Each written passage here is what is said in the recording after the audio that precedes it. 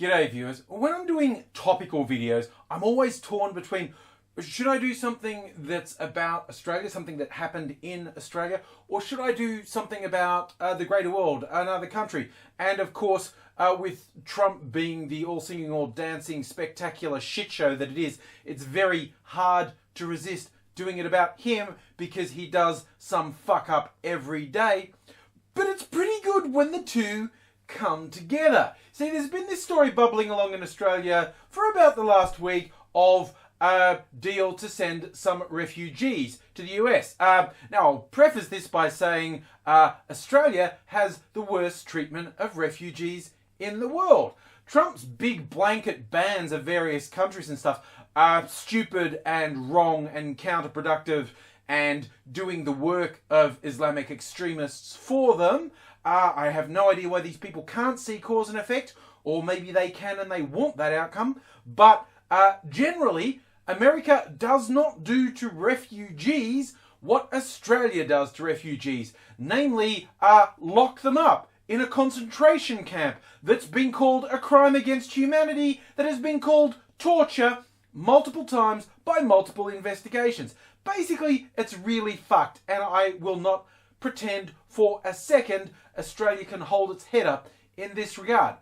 But in the dying days of the Obama administration, Prime Minister Malcolm Turnbull did a deal that about 1,250 refugees that Australia has illegally locked up in a concentration camp would be shipped off to America for processing. And if they were deemed to be genuine refugees, they would be settled in America, which, you know, that would be what a reasonable person would do here in Australia. Process them properly, and if they're genuine refugees, settle them here as our international obligations say we are required to do.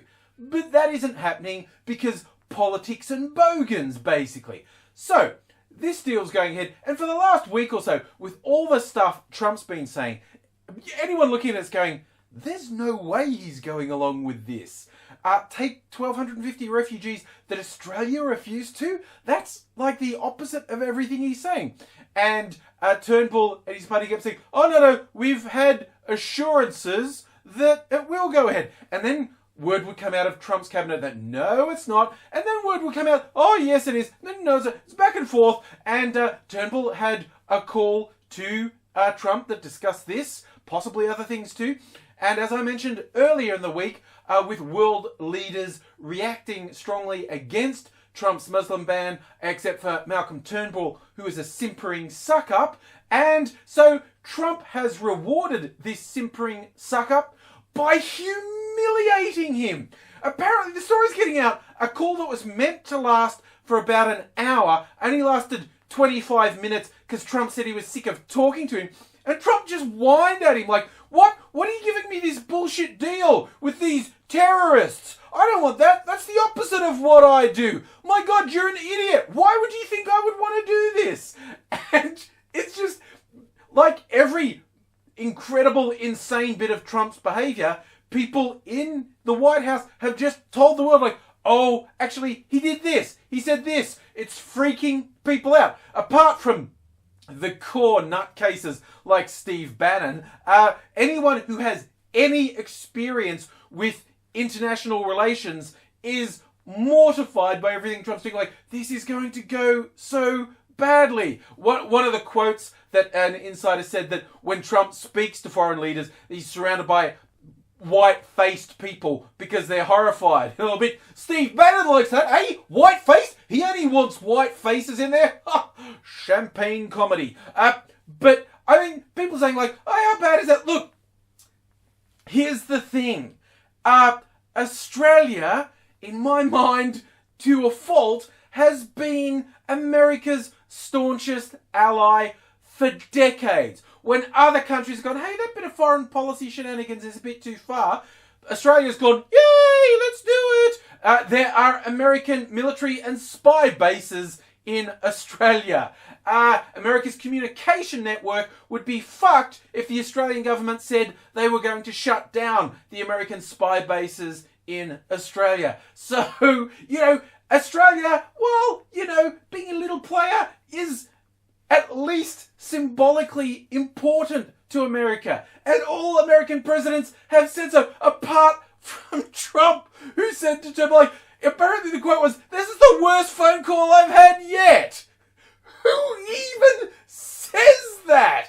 I mean, I think if I talked to Malcolm Turnbull, it'd be one of the worst phone calls I'd had too. But, you know, on the international stage, that's not really what you do. To humiliate one of your closest allies. Look, shit all over Mexico. None of your supporters are going to care. Apparently he's like even threatening to send the army into Mexico. Just casually. I'm just on the phone and just, look, for no reason in particular, I'm going to threaten you with the army. Which a lot of people who observe American foreign policy over the decades would say, not such a big change. But it's just a bizarre thing to do. And then just to gratuitously insult someone who only wants to suck up to you. But I can see what Trump's saying, like, no, I've been doing all this, no refugees, no foreigners, particularly not the one from Muslim countries, which is where most of these people come from.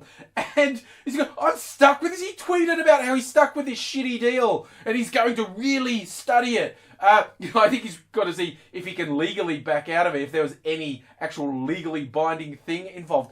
But it's just bizarre. And some people observing and saying like, no, okay, Trump's a complete prick, but shitting all over one of your closest allies for nothing? Who does that? You're going to upset Australia. Meanwhile, in Australia, virtually everyone's going, he made Turnbull look like a complete dickhead. Because Turnbull's got no friends, okay? His worst enemies are in his own party, who you can be sure are using this to jockey against him as we speak. And of course, people from opposing parties don't like him either. So basically, while in the abstract, this is bad politics, this could have created an international incident, like this could really damage relations, apart from most of Australia going, you look like such a knob, Turnbull, because he's been lying for days about, oh, it's all you, when Trump just shit all over him on the phone. And when he's put on the spotlight, insiders said, you know, he called you a complete knobhead. Do you want to comment? And Turnbull just crawls into a little ball like, no, I don't want to comment on what I thought was confidential. He was so mean to me. It's just fucking hilarious. Turnbull is so ineffectual, and it's like he's been publicly humiliated worldwide as just being fucking useless. And yeah, look, you got to be careful because China is already on record saying Trump's aggressive statements about who owns what bits of the sea down in this part of the world could easily lead to war if he doesn't back down. So, you know, wars have started over less severe incidents than this abuse of Turnbull by Trump. But it's not going to cause a problem now because the vast majority of Australians just think it's funny.